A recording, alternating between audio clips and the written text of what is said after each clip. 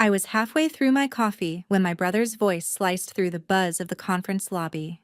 "Relax," he told the circle of people around him, loud enough for half the room to hear. "She's just admin. Fancy badge? Same old desk job." A few of them chuckled. I felt every laugh land on my skin like a slap. "My name is Kira Anderson, and for as long as I can remember, that's all I've ever been to my family. The organized one. The girl who answers emails, books flights, fixes everyone's mess quietly in the background." Today, though, I'm not just someone's little sister hanging on the edge of a conversation. I'm standing in the middle of a leadership summit my team helped build from the ground up. And my just admin brother has no idea what room he's really standing in.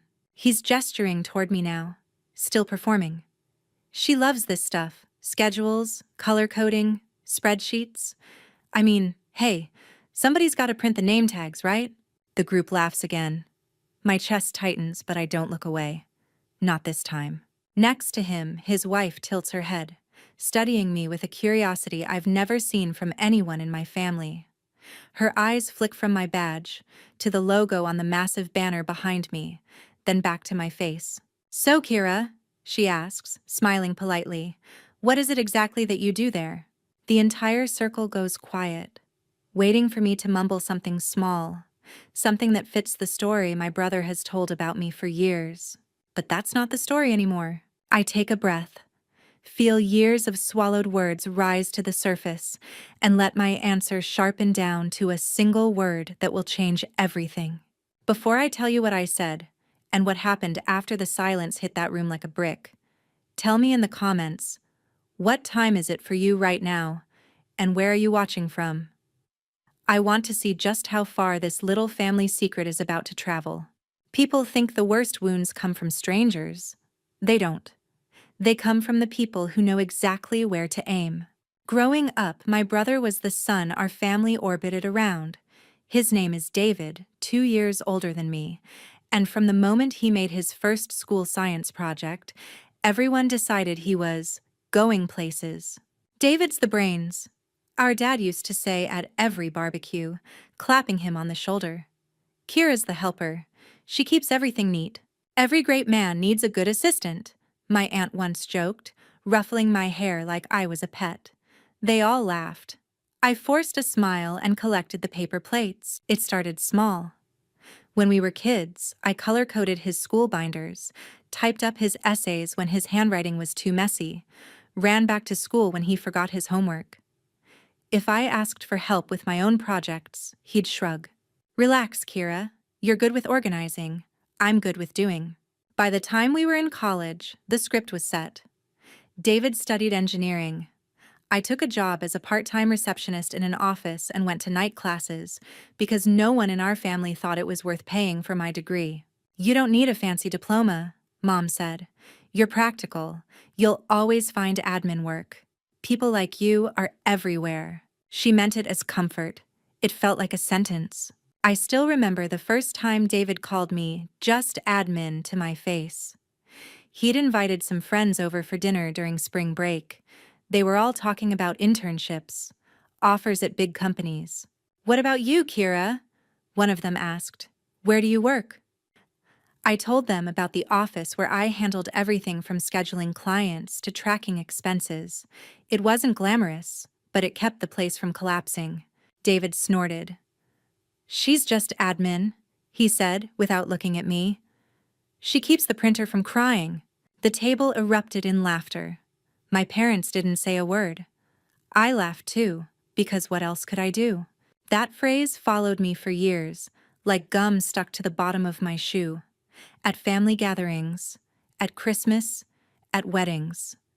Anytime someone asked about my job, David would jump in first. "She's basically our in-house secretary," he'd say. "If you need your calendar fixed, Kira's your girl." What he never noticed was that admin work taught me everything he refused to see. How power really moves inside a company. Who makes decisions? Who actually keeps things running? Who knows the numbers, the contracts, the weak spots? Admin sits quietly in rooms other people are desperate to enter. And I was taking notes. I got promoted more than once. Administrative assistant became administrative coordinator, then operations administrator, then administrative operations manager. Each title came with more responsibility, more visibility. But at home, I was still just the girl they asked to send out the group email for Thanksgiving. I could have corrected them. I could have pulled out my performance bonuses, the internal awards, the glowing reviews from executives whose careers I'd quietly kept from derailing. Instead, I swallowed it all. I told myself it wasn't worth the fight. It was just family. It didn't matter what they thought, except it did. Because the more my career grew, the more David's jokes stung, not just as offhand comments, but as constant reminders that in his eyes, I would always be beneath him. Less than. Support, not substance. And when the company I worked for restructured and I was invited into a new department, one that combined my obsession with detail and my eye for patterns, I didn't tell my family much about it. Same job, different floor, I said when Mom asked. In reality, it was the first step toward the one word that would eventually make my brother's world stop. The morning of the summit, I arrived at the convention center before sunrise. The building was still half asleep. Cleaning staff rolling carts down the hallway, technicians checking cables on the main stage, the smell of burnt coffee already drifting out of the catering area. I swiped my badge, the security guard nodding as the scanner flashed green. "Morning, Ms. Anderson," he greeted me. "Big day." "Big day," I agreed. I wasn't there as someone's plus one. I wasn't there as a random attendee hoping to network my way up the ladder.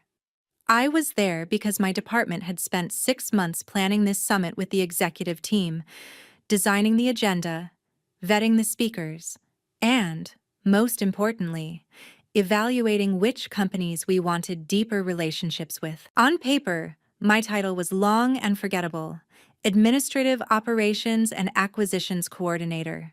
In practice, it meant something simple. I was one of the people who decided which partnerships were worth our time and which ones weren't.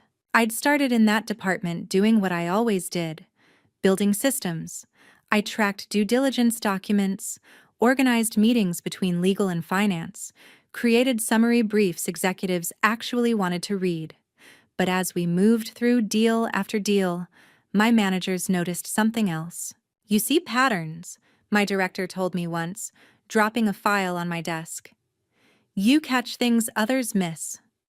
I need you in the room, not just outside it." So I sat in on more meetings. I listened. I asked questions. I spotted red flags buried in fine print, misaligned incentives and proposals, culture clashes that would have turned million-dollar dreams into lawsuits. Quietly, steadily, my input started to matter. By the time the summit rolled around, I was leading the internal tracking for a slate of potential acquisitions and strategic partnerships. One of those companies had a name I recognized immediately: the firm where David worked. I'd stared at the screen for a long time when that file first landed in my queue. It wasn't his company. He wasn't a founder or a C-level executive. He was a senior project manager in one of their divisions. But the project that had put them on our radar? It was his team's flagship product. "Any conflict of interest?" my director asked when I mentioned the connection. "Do you and your brother talk shop?" I laughed, but there was no humor in it. "No. As far as my family knows, I print name tags." He shook his head. "Still, if this gets any closer to a decision, we'll loop legal in about it. For now, I want your honest read. If the numbers stink, say so. If they're good, say so." That was the thing about my role now. It wasn't about fetching coffee. It was about saying yes or no and backing it up.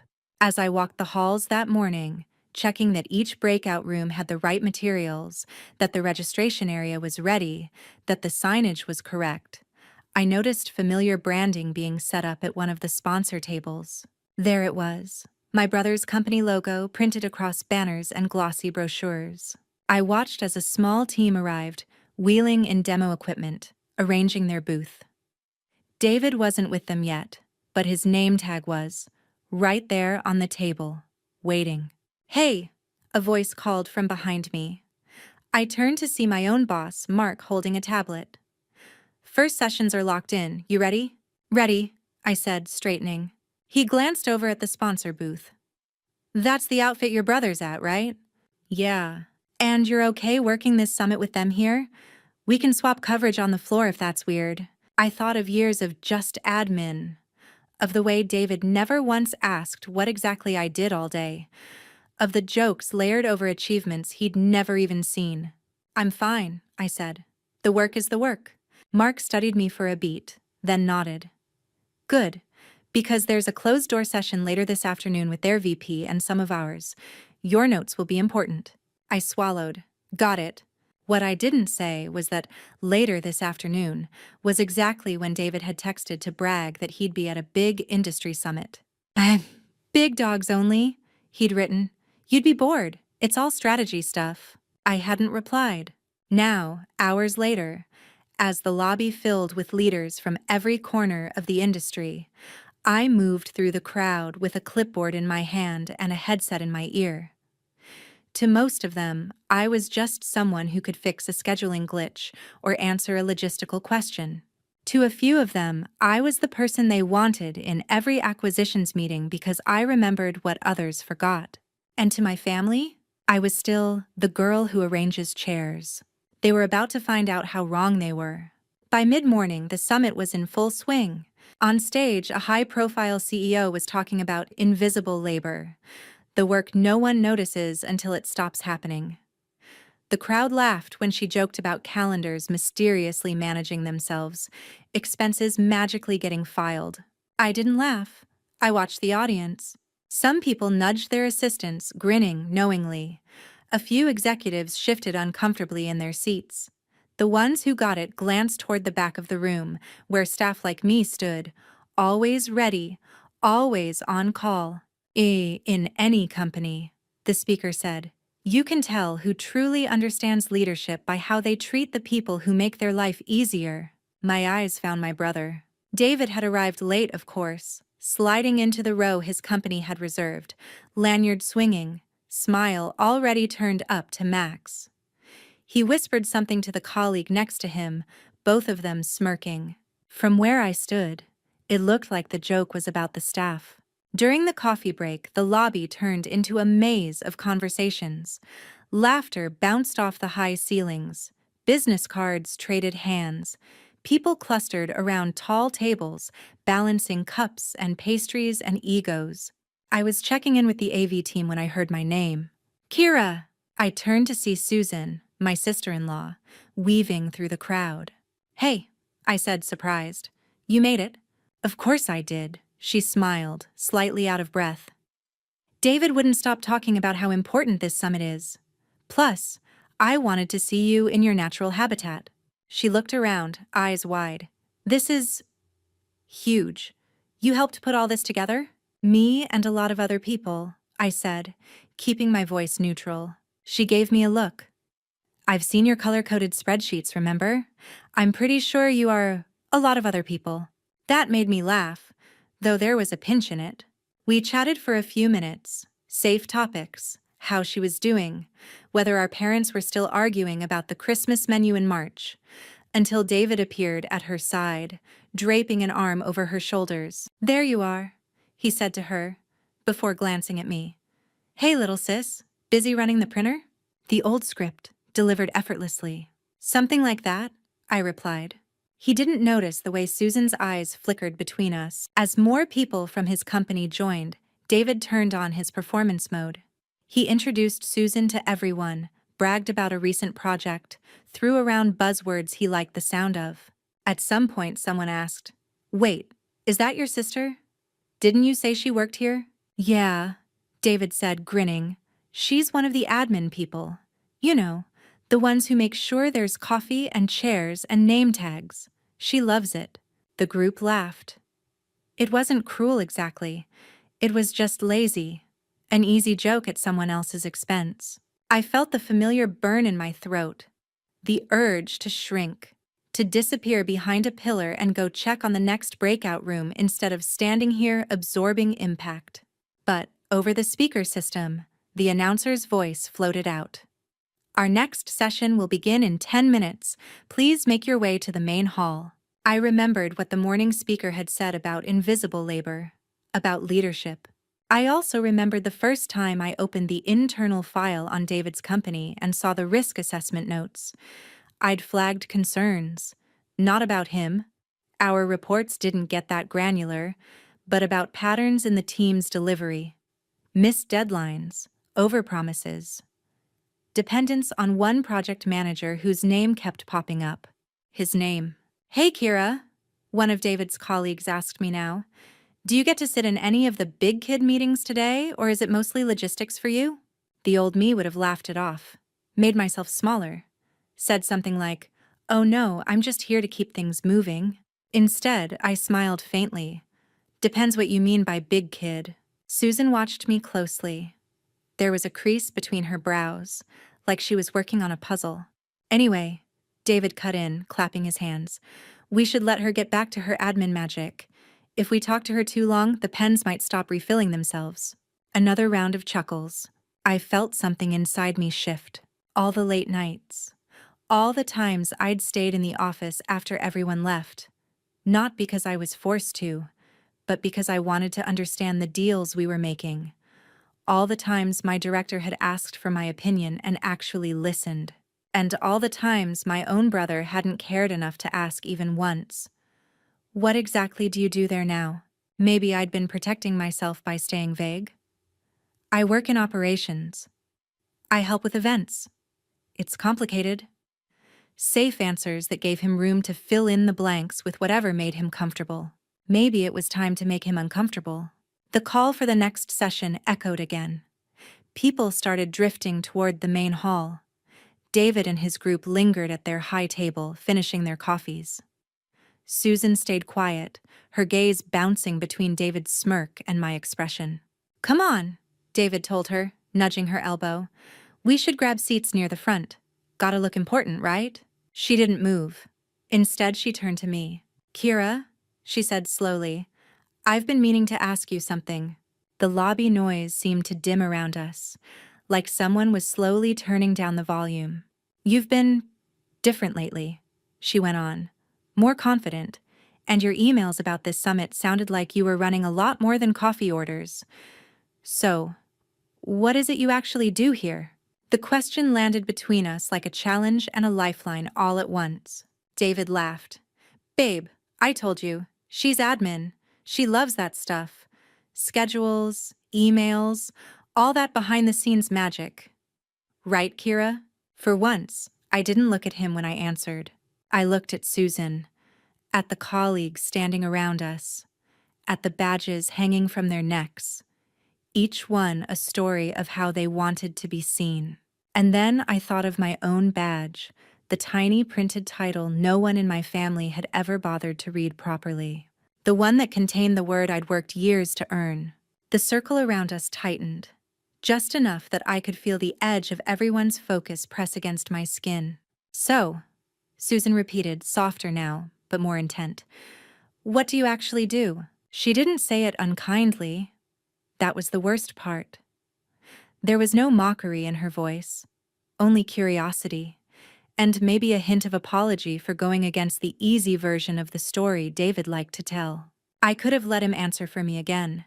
I could have laughed, rolled my eyes, played the role of the long-suffering little sister who just keeps things running. Instead, I placed my coffee cup down on the table and let myself straighten fully, like I was finally standing in my own job description. "I work in acquisitions," I said. One word. It landed with a weight I felt in my bones. The chatter around us didn't just quiet. It stopped. A conversation at the next table trailed off mid-sentence. Someone dropped a stir stick, the tiny clatter absurdly loud in the sudden hush. "Acquisitions?" one of David's colleagues echoed, frowning slightly. I nodded. "Administrative operations and acquisitions. I help evaluate which companies we partner with, invest in, or don't." The last word hung in the air, sharp but calm. Across from me, Susan's face drained of color. Her eyes flicked from my face to the logo on my badge, then to the discreet symbol on her own lanyard that marked her as a guest of David's company. I watched the realization dawn in real time. "You mean," she started, voice catching. "Your team is the one that reviews proposals, due diligence packages, risk profiles," I finished gently. "Yes, I didn't say, and right now, your husband's company is on that list." I didn't have to. One of David's colleagues shifted uncomfortably. "So you're, like, part of the group deciding whether to move forward with us?" "I'm part of the group that makes recommendations," I clarified. "Final decisions are above my pay grade, but my analysis matters." Silence again, this time heavier. I could feel David staring at me, but I kept my gaze on Susan a moment longer. She looked stunned, like someone had handed her a puzzle she thought she'd already solved, only to reveal there were hidden pieces all along. "You never said that," she whispered. "No one ever asked," I replied. Finally, I turned to my brother. For the first time in years, he didn't have a smirk ready. His mouth was partly open, as if the joke he'd been about to make had died halfway out. "Wait," he said slowly. "You're telling me you're one of the people deciding if my company gets bought?" "I'm one of the people deciding whether your company even makes it past the serious consideration stage," I said. My tone wasn't cruel, it was simply factual. "I've been tracking your delivery timelines and contract compliance for the last 3 months." His face flushed a deep, blotchy red. "You're kidding," he said. Come on, you're—" He stopped himself just in time.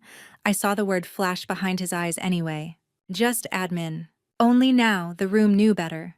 One of his coworkers cleared his throat.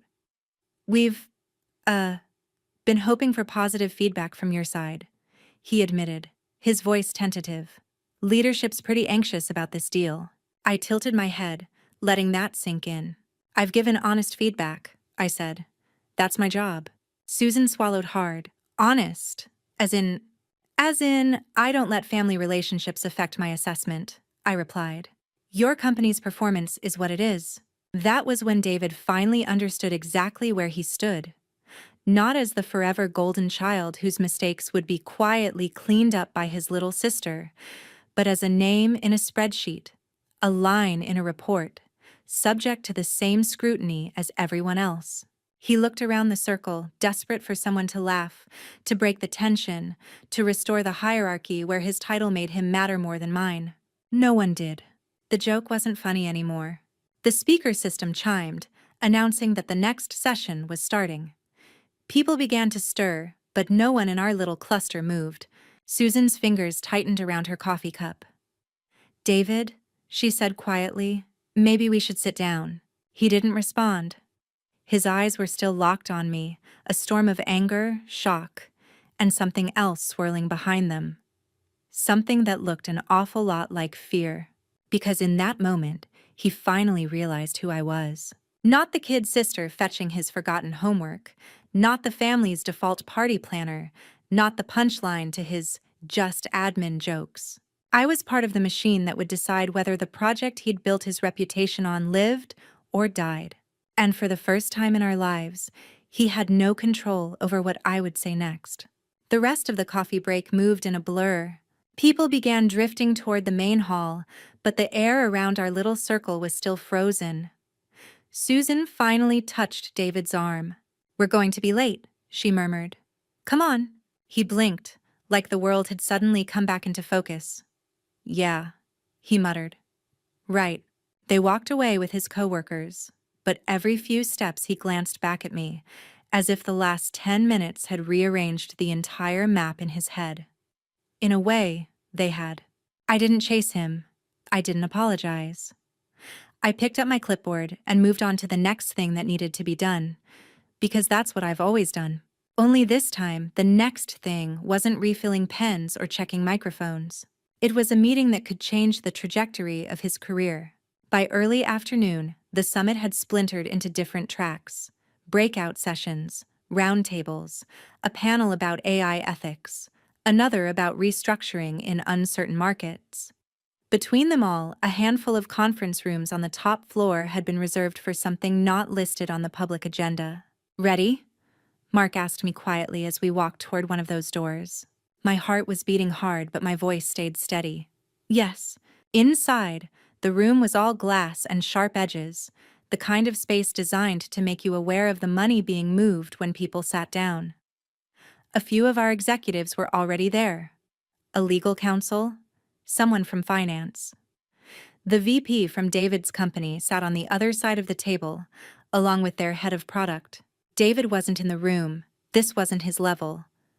But his name was printed on one of the documents lying in front of me. "Thanks for joining us," our VP said as we all settled. He nodded in my direction.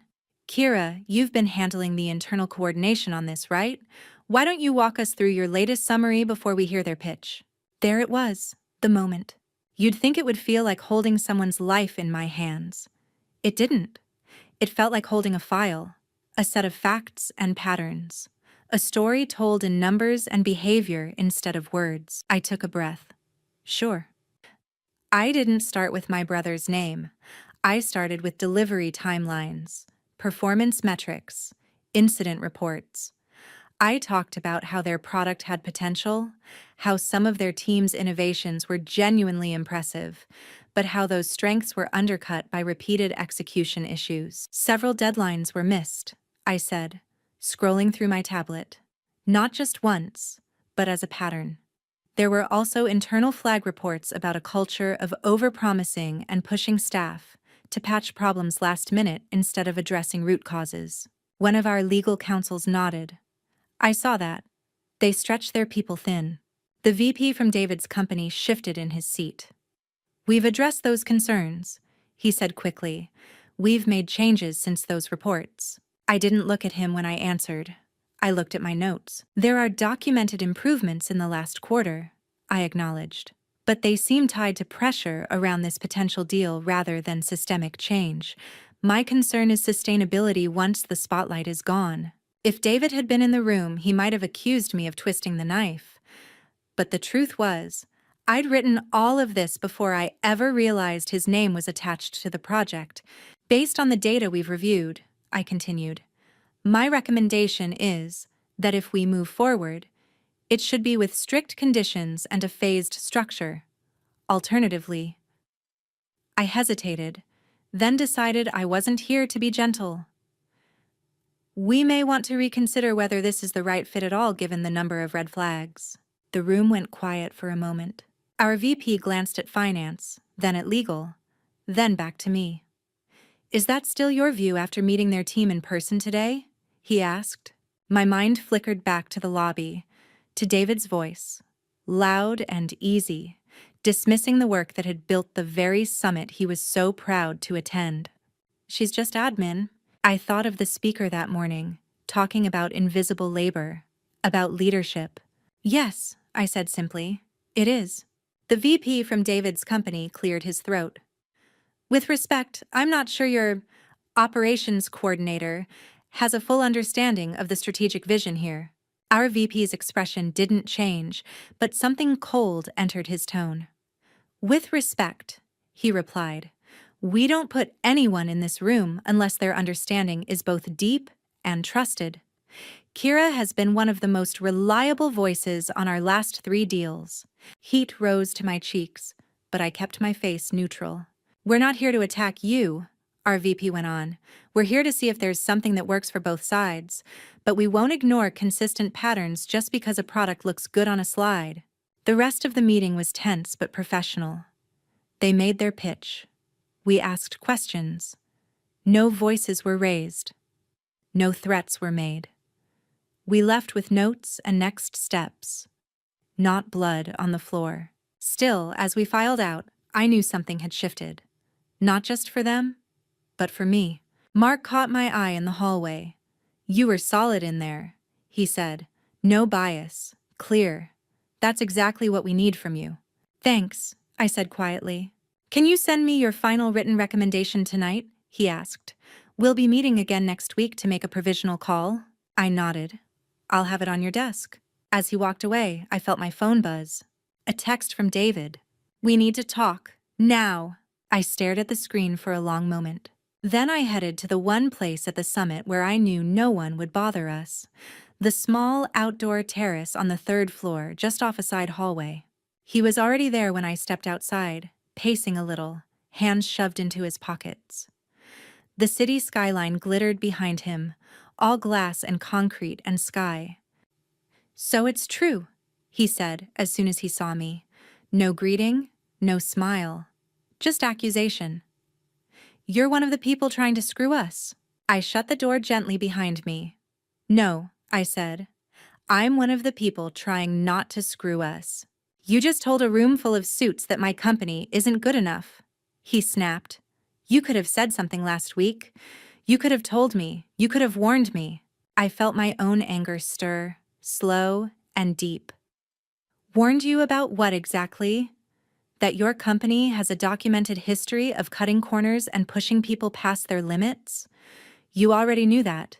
You're in the middle of it." His jaw clenched. "This is my career, Kira. And this is my job?" I replied. "I don't get to fudge reports because my brother's involved." He laughed bitterly. "You always were the good little rule follower, huh? So perfect, so ethical. Until it hurts me." I stared at him. "You stood in front of your coworkers and your wife and told them I print name tags for a living." "That was a joke," he said, throwing his hands up. "You know I don't mean it like that." "How do you mean it then?" I asked softly. "Because from where I'm standing, it sounded like exactly what you've believed about me since we were teenagers." He rolled his eyes. "Oh, come on. You're really going to drag childhood into this? You're mad I called you just admin?" "I'm mad," I said, my voice suddenly sharp, "that you never once asked who I actually am." We stood there, the wind tugging at our clothes, the noise of the city a distant hum. "You could fix this," he said finally, his tone shifting from anger to something more slippery. "You could reword your report. Emphasize the positives. Downplay the rest. Make it clear we're worth the risk." He stepped closer, lowering his voice. "You don't have to lie. Just lean." There it was. The quiet ask. The expectation that I would bend my spine for him the way I always had. "Do you remember the first time you called me just admin?" I asked him, instead of answering. "At that dinner in college, in front of your friends." He frowned. "Why are you bringing that up?" "That was forever ago. It was the first time I realized you didn't see what I did as real work," I said. "Since then, every time you've said it, it's been a reminder that as long as I stay small, you feel big." He opened his mouth, but I held up a hand. "This deal," I continued, "is not about you and me. It's about whether your company is a good match for ours. The facts say it's risky. My job is to say that out loud." "So that's it?" he demanded. "You're willing to tank my career over a grudge?" The word hit me like a slap. For a moment, I almost doubted myself. But then I thought of the assistants on his team whose names I'd seen in internal reports, burning out under impossible deadlines. Of the late-night emails my inbox had caught, time-stamped at 2 a.m., from staff begging for another extension because leadership had overpromised again. "This isn't a grudge, David," I said quietly. "This is accountability." His eyes flashed. "If this deal falls through, I could lose my position." "I know," I said. "Maybe you should have thought about that before building your castle on a foundation of chaos." He took a step back, like I'd pushed him. "You really want to do this?" "I don't want any of this," I replied, and for the first time, my voice cracked. "I wanted a brother who saw me. I wanted a family who didn't treat my work like a punchline.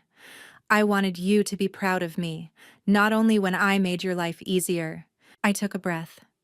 "But I'm done making myself smaller so you can feel taller. If your company can't stand on its own merits, it's not my job to prop it up." His expression hardened into something I didn't recognize. "Don't come crying to me when this blows back on you," he said. "Mom and Dad will lose it when they find out what you did." "If they'd been paying attention," I said, "they would already know what I do." He laughed once, humorless. "Enjoy your little power trip, Kira." Then he yanked the door open and disappeared back inside, leaving me alone on the terrace with only the wind and the knowledge that, for the first time in our lives, I'd chosen myself over him. That night, in my small apartment, I sat at my desk and wrote my final recommendation. I didn't add any venom. I didn't exaggerate. I didn't soften the edges either. I laid out the facts. At the end of the document, I added a single sentence. Given the persistent patterns of behavior documented above, I recommend we do not move forward with an acquisition at this time. I signed my name, and I hit send. The decision came 3 weeks later. By then, the summit felt like a dream I'd had in another life. I'd gone back to my routines, morning coffee, train to the office, meetings, spreadsheets, calls. But under all of it, there was a low, constant hum of waiting. When the email finally arrived from leadership, my heart stuttered. Subject: Final Decision, Meridian Systems Proposal, David's Company. I read the first line once, then twice. After careful consideration and review of all materials and recommendations, we've decided not to move forward with the proposed acquisition of Meridian Systems at this time. I exhaled slowly, the air leaving my lungs in a way that felt like it had been building for years. It was done.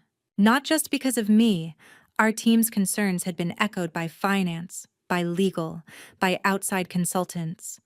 But my report had been one of the anchors. For a moment, guilt flashed through me like lightning.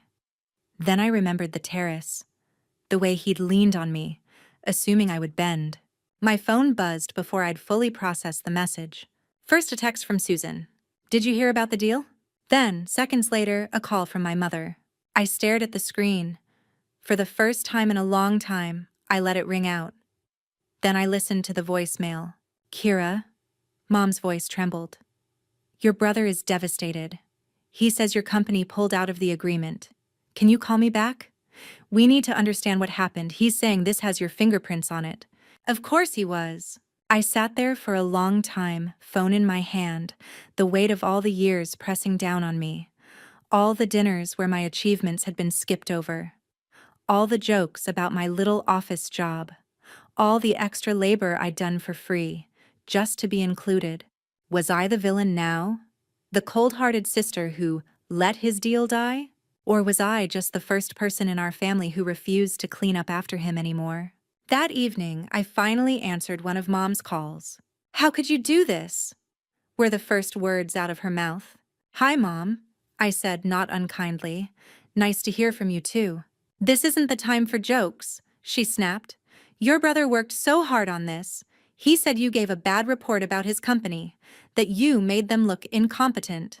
"I gave an honest report," I corrected. "Based on documented issues, not personal feelings." "You know how important this was for him," she pressed. "You could have helped. Just this once." I laughed softly, unable to help myself. "Just this once? Mom, I've been helping my whole life. That's literally the role you assigned me." "This is different," she insisted. "This affects his future." "So does it affect mine," I said. "If I start lying in official reports because my brother doesn't like how the truth sounds, that affects my future too." There was a beat of silence. "You've changed," she said finally, as if it were an accusation. "You used to be so accommodating." "Yes," I said. "I know." "Your brother is in pieces," she went on. "He says all his work might be wasted now. His bosses are furious." "That's between him and his bosses," I replied. "Not him and me. Families should protect each other," she tried again, her voice wobbling. My throat tightened, but I kept my voice even. "Families should respect each other," I said. "For years you watched David tear me down in front of people and never said a word." "That was just teasing," she protested weakly. "Maybe to you," I said. "To me, it was a reminder that no matter what I did, I would always be second class in this family." She inhaled sharply. "That's not fair, isn't it?" I asked. "When was the last time you asked me what I actually do at my job?" Silence stretched between us. "Exactly," I said quietly. "I don't want to argue," she whispered. I don't want to lose my children over a business deal." "You're not losing me," I said. I'm just not willing to sacrifice my integrity to protect the version of David you prefer to see. She sniffed. He says you humiliated him at that conference. I thought of the lobby, of his joke, of the moment the room went quiet after my one word. I told the truth, I said. In a room where he'd been telling a lie about me for years. That's not how he sees it. I know, I replied. And maybe he never will. After we hung up, I sat on my couch in the dim light of my living room, the glow from the TV flickering silently. My phone buzzed again and again. Texts from cousins, from relatives who'd never once asked how my day was going but now wanted an explanation. I didn't answer them. Instead, I opened another message, from Susan. I'm so sorry about all of this. I heard what your mother said to you. Can we talk? We met a few days later at a small cafe halfway between our neighborhoods. She looked exhausted. There were faint shadows under her eyes. How are you? She asked as soon as we sat down. That depends on who you ask, I said dryly. According to Mom, I'm the reason David's world is falling apart. A tiny smile tugged at her mouth. According to David, too. And according to you? I asked. She stirred her coffee slowly. According to me, you did your job. And he's finally dealing with consequences he's been dodging for a long time. I blinked. That's not what I expected to hear. She gave a small, sad laugh. You think you're the only one who's been on the receiving end of his ego? She told me things I'd never heard before, about the way David talked about his own team, how he took credit for their work, how he dismissed suggestions from junior staff, about late nights where he vented about idiots in operations who didn't understand vision. He never connected that you're one of those operations people now, she said. In his mind, you froze at 22. How's he handling the decision? I asked. Badly, she sighed. They didn't fire him, but the deal falling through made his bosses reevaluate a lot of things. They've pulled him off the flagship project. He's not taking it well. Part of me felt a flicker of satisfaction. Another part felt a dull ache. We'd shared a childhood, Christmas mornings, inside jokes that existed long before just admin became his favorite phrase. I don't want him ruined, I said quietly. I just want him to stop stepping on me to reach higher. That's not on you, she replied. That's on him.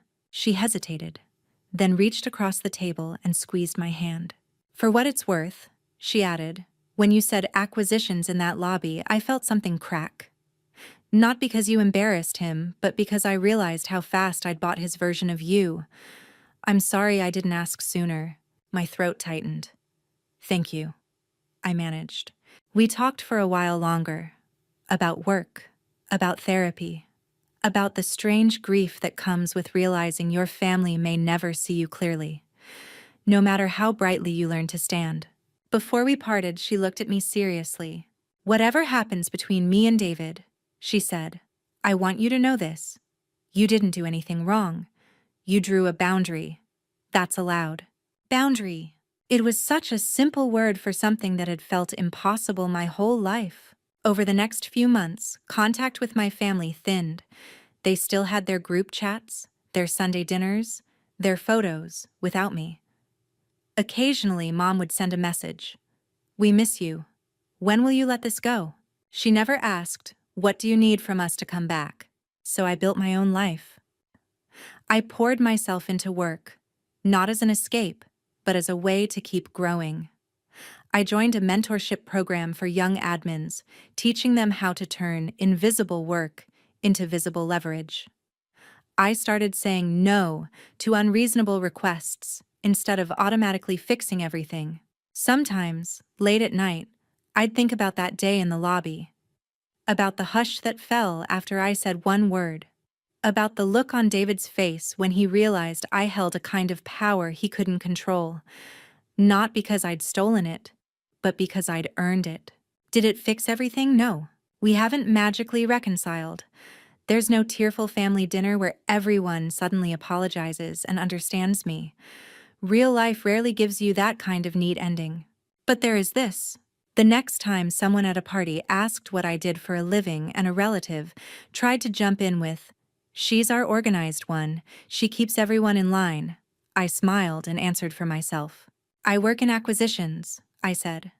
"I evaluate which companies make sense for us to partner with and which ones don't. It's a lot of responsibility. I love it." And this time, when the room went quiet, it wasn't because they were shocked I had power over my brother. It was because they finally realized I'd had power all along. So here's my question to you. If you've stayed with me this far, have you ever let someone else's version of you become louder than your own? And if you have, what would happen if, just once, you told your story in your own words instead? Maybe it won't make a conference room go silent, but it might be enough to make your world finally listen.